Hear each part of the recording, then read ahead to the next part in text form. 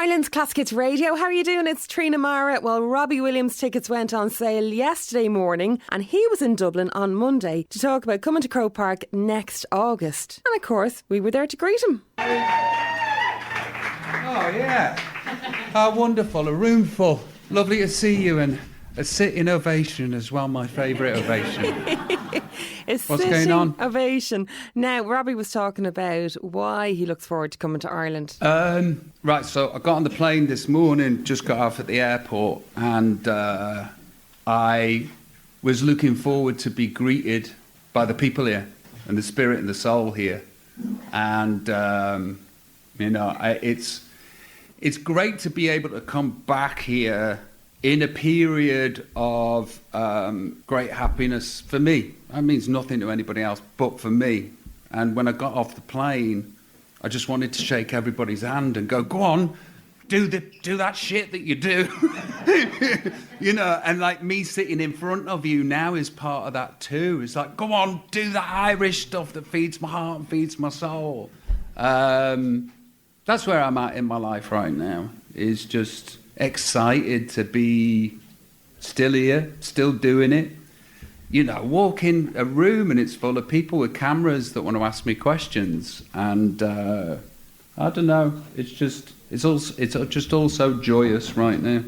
And hopefully it stays that way. Such a nice fella. He was talking about his connection to Joe Dolan too. And because of this story and because of this connection time before, when I was outside at Aviva, I did Good Looking Woman, and it was so much fun. And when you do something like that, which is kind of like, I don't know, a little stunt, it's a tip of the hat and everything, but it's a little stunt, you kind of tick a box and you can only do it once. But I would ask the good people of Ireland if it's okay if I do it again. They wouldn't be bored with me doing it. So yeah, it's a question I can pose to the country. Can I do it again, please? Okay. All right. Now, we met Robbie Williams at Croke Park. We were looking out at an empty stadium and just thinking what it would be like next August. It's another one of them things, like I'm 50 now, but I feel like a brand new artist. I feel as though I'm receiving everything in the way that I should have done back in the day when I just didn't because I couldn't for whatever reason. And I feel very grateful and I'm buzzing to be back in here. It's not lost on me, this opportunity and what it means, and the storied historical venue that I will be part of its story yet again at such a ripe old age. I'm very grateful, very grateful. Also, he was asked about whether he'll play Belfast. I hope so. I don't know what it is with... I never sit down and question the routing, and I never sit down with my management, and neither do any other bands really. So I'll clench a fist for Oasis here. They wouldn't have known about the pricing of the tickets or what was going on. Same as me, you've just asked me that question, and I realise I'm not coming to Belfast. Why is that? Why is it that if you played the South, you can't play the North, and why is it if you play the North, you can't play the South? Is it a cannibalisation of tickets, I guess? I'm thinking with the promoters head on. You planted the seed and I will ask questions. And I know there's an election coming up. The people need to know. Robbie Williams chatting to us at Croke Park, and we can't wait to see him here next August. Now, the question was put to Robbie about the very sad passing of Liam Payne and how young people in the music industry need to be supported. I think the world needs to be supportive of young people, no matter whether we are in the entertainment industry or not. It seems to be pervasive that everybody's going through something, but not only young people. Everybody on the planet right now is neurodiverse, have been through trauma, struggling to come to terms with their childhood, struggling to come to terms with their place in the world. And it's very difficult. And if I turn it back to entertainment, it's very difficult in the grey area to put things into place, to look after people properly. And I know there's talks of plans of what to do and how to facilitate this. But the plans of what to do and how to facilitate this come with already having money in place to be able to facilitate these things. That negates the young manager and the young band that are doing everything out the back of a transit van, who don't have the money in place to facilitate. So there's all of these grey areas. But it needs addressing, and there needs to be a think tank by creative people like myself and others, get together and figure out what's the best way to tackle this problem for our entertainment industry. Outside of that, we're all going through something. The planet is. It's weird times, but it's really interesting times to be alive too. And there's that, all I will suggest is there's that thing, that overused sentence, and two words, overused, and it's become namaste, but it's never been more prevalent, is be kind. And I was thinking about the be kind thing the other day, is not just about being kind to the kind, but being kind to the unkind too. Just a separate thought that I was having. Anyway, yeah. The tragedy of Liam hasn't gone unnoticed, and I'm sure that things will be done in his name to make things better. What they are, I don't know yet, but I'm in. Now, Robbie Williams' film Better Man is going to be released in cinemas December 26th. The film's soundtrack will be released digitally December 27th, with a physical release to follow as well. He told us about that. So the Michael Gracie, the director of The Greatest Showman, came to me one day when he was muting this idea to do a biopic about my life, and said, "What's your spirit animal, Robbie?" And I said, because I was trying to find some self-worth for myself at the time, and I was like, "I'm a lion." And he was like, he cocked his head, and he was like, And I went, "Monkey?" And he went, "Yeah, there you go. Here's the idea." So the idea is that everybody in the film is human, and you're a CGI monkey, right? Before he got to the end of the sentence, I was in and I was sold. And I was like, yes, I'm going to do that. And then I went home and I went, "Get this, babe," said to my wife, "Everybody in the movie's like human apart from me, and I'm a CGI monkey." And she was like, "What the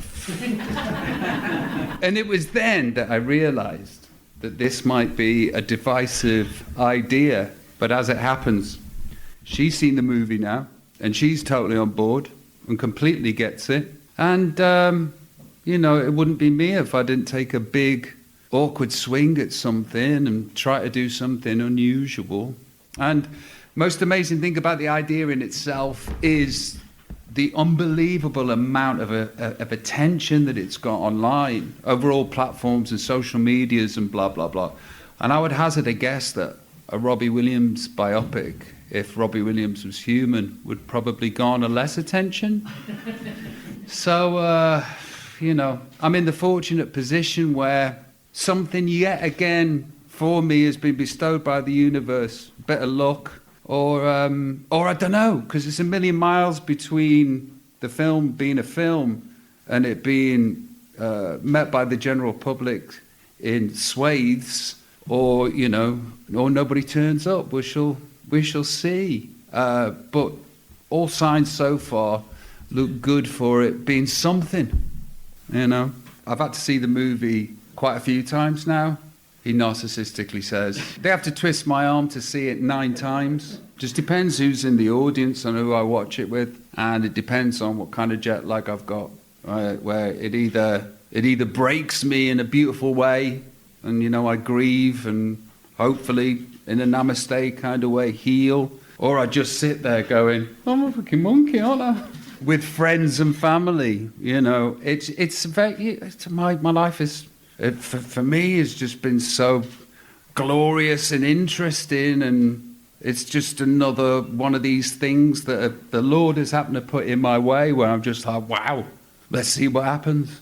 And I've spoken about this on air before. Here's what I put to Robbie. Trina Mara from Ireland's Classic Hits Radio. I have come with a request and also a question, if you don't mind. So I would have been one of your earliest fans, I guess, around 1992. I'm giving away my age now. every corner of the bedroom covered in the posters. And then about 13 years ago, got to meet you through radio and got my photo taken with you, and I was delighted with life until I looked at my phone. It was blurred. You were somebody, but who knows who you were in that photograph. So if I could request a new photo at the end. Yeah, have you bought the old photo? I have it on my phone. I can show you for proof. We'll have a Can we redo. recreate it? Yeah, We're both a little bit older and a bit greyer, but anyway. Yeah. And I like the double denim, so. I don't know if you're greyer. I am. I know. Have a look. So just my question is, during the summer, you had that funny video up where you were going through Hyde Park. I think you were wearing a bright pink suit. You had diamante sunglasses on, and nobody recognised you. Yeah. So if I could ask you, if you had the choice of, okay, tomorrow morning you wake up, you either never be recognised by anybody in your life again, apart from, your wife, but as a famous person, or you'll be recognised for the rest of your life, every single place you go, what would you pick? Well, it actually really did something profound that day when I walked through Hyde Park, and it was literally, I was the most Elton John I could be, the most Elton John and the most public Elton John that you could find. And there was sort of a glitch in the matrix that day where it was like nobody at all. It was like I didn't exist. And I found what it was like to not be famous. And for somebody who is a professional attention seeker, I seek attention for my profession. I need it to facilitate all my creative endeavours. It was terrifying. And I got a profound gratitude for my place in life that day. And I'm like, I've got all of these things that I want to do. I'm still incredibly ambitious. There's still so much to achieve. There is still so many wonderful experiences like I'm about to have next year to have and attack. And without, the fame, which in itself can be a mental illness too, none of this is possible. And I have also, at the tender age of 50, just started to absolutely love my life and be grateful for the gift that has been bestowed on me. So, I'm choosing fame. Yeah. He also spoke about Oasis, who are going to be at Croke Park the week before he gets here, and if he thinks they'll make it. I think they're old enough and long enough in the tooth now to understand what they need to facilitate the ability to get through the end of this tour. And I'm sure there will be two different factions, and I'm sure there will be a dressing room set up over here on this side of the stadium and another dressing room set up over there on the other side of the stadium. Mate, listen, I'm not part of their rider or management, but I would think that was possibly what would be happening. That being said, music has become a little bit vanilla. The entertainment industry has become a little bit vanilla for one reason or another, and I could espouse on why I think that is. But this tour next year for them is definitely not that. And in the soap opera of their lives and ours, it's very, very interesting to watch, to see, like Evel Knievel, if they'll make the jump over all of the buses. And a lot of people turn up to see the crash, But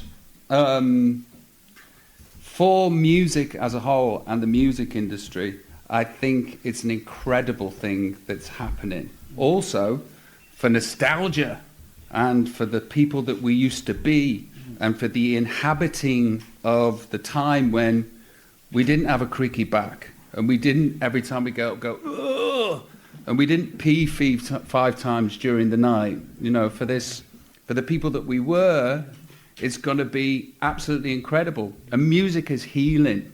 And that groundswell and that huge movement of people that are coming to see them in one way or another will be healed. And not totally. I mean, they're not Gandhi or Mother Teresa, but you know what I mean. If you want me to say that, I mean, if it's good copy, then yeah, they're my warm-up act. Yeah. Isn't he just brilliant? Robbie Williams there, so warm. And yes, I did get the photo at the end. You can see the side-by-side photograph of the one about 12 or 13 years ago that was blurred, and the new one, which isn't blurred. I look way older, but sure, anyway, delighted to have met Robbie again and to welcome him at Croke Park next August. So I hope you got your tickets. It's Ireland's Classic Hits Radio.